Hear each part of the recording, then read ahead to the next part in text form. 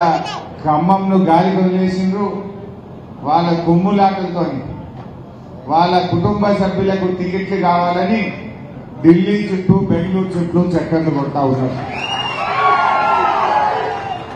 ఖమ్మం ప్రజలు త్రాగునీరు రాక, ఖమ్మం జిల్లా రైతులు సాగునీరు రాక, కరెంటు నాణ్యమైన కరెంటు రాక ప్రజలంతా కష్టాలు పడతా ఉంటే వీళ్ళు మాత్రం టికెట్ల కోసం ఢిల్లీ చుట్టూ బెంగళూరు చుట్టూ తిరుగుతా ఉన్నారు. అభివృద్ధిని మర్చిండ్రు. ఈ జిల్లాను మరి పూర్తిగా భ్రష్టు పట్టించేటువంటి పనిలో ఉన్నారు. ఆనాడు బీఆర్ఎస్ పార్టీ ఉంటే మనం ఖమ్మం జిల్లా అభివృద్ధి కోసం మనం కృషి చేశాం. ఖమ్మంలో మెడికల్ కాలేజ్, కొత్తగూడెంలో మెడికల్ కాలేజ్, కృష్ణా నదీ జలాలు రాకపోయినా గోదావరి నీళ్లతో ఈ జిల్లాను సస్యశ్యామలం చేసే సీతారామ ప్రాజెక్ట్, ఇలా ఎన్నో అభివృద్ధి కార్యక్రమాలు. ప్రతి నియోజకవర్గానికి 100 పడకల ఆసుపత్రులు కావచ్చు, రోడ్లు కావచ్చు, మరి చెరువులు కావచ్చు, సబ్ స్టేషన్లు కావచ్చు, అనేక అభివృద్ధి కార్యక్రమాల్ని మన కేసీఆర్ నాయకత్వంలో చేశాం. వీళ్ళేమో అభివృద్ధిలో జిల్లాను వెనుకబడేస్తున్నారు. జిల్లాను వదిలేసిండ్రు, రైతులను వదిలేసిండ్రు, ప్రజలను వదిలేసిండ్రు. వాళ్ళు తనుకోవడానికే టైం సరిపోతలేదు. ఇవాళ ఎంత ఘోరమైన పరిస్థితి అంటే రేపటికి నామినేషన్లు లాస్ట్. పార్లమెంట్ ఎన్నికలకు రేపటికి నామినేషన్లు పూర్తయితాయి. ఇప్పటికీ కాంగ్రెస్ పార్టీ అభ్యర్థి ఎవరో తేల్చుకోలేని నిస్సహాయ పరిస్థితి. వీళ్ళేం చేస్తారు? ప్రజలకు అభ్యర్థినే ఎన్నుకోలేని మీరు రేపు ప్రజలకు సేవ చేస్తారా? ఏ రోజుకో పేరు, పూటకో పేరు వస్తుంది పేపర్లో. పొద్దుగాలు చేస్తే ఎవరి పేరు వస్తుందో తెలియదు. ఈ జిల్లా గానులను బయట నుంచి తీసుకొస్తామంటున్నారు.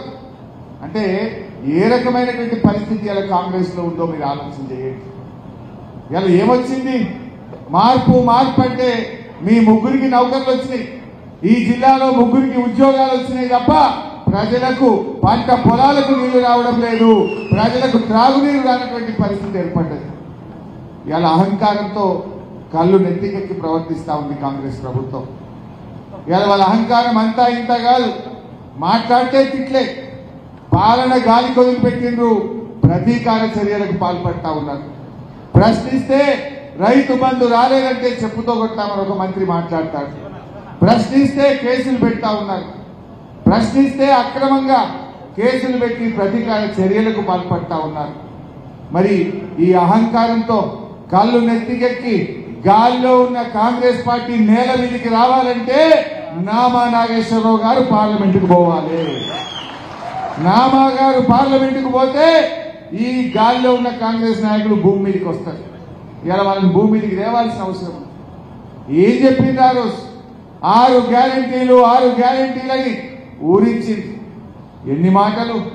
డిసెంబర్ 9వ తారీఖు నాడు 2 లక్షల రుణమాఫీ మీద మొదటి సంతకం అన్నారు. 6 గ్యారెంటీల మీద మొదటి సంతకం అన్నారు. అసెంబ్లీలో చట్టం చేస్తామన్నారు. అన్ని మర్చింది. ఇంకా పచ్చి అబద్దాలు మాట్లాడుతున్నారు. 6లో 5 గ్యారెంటీలు అమలు చేస్తామంటారు. అయినా 5. ఇలా మొదటి హామీ, మీ గ్యారెంటీలో మొదటి హామీ మహాలక్ష్మి కింద మహిళలకు 2,500 రూపాయలు.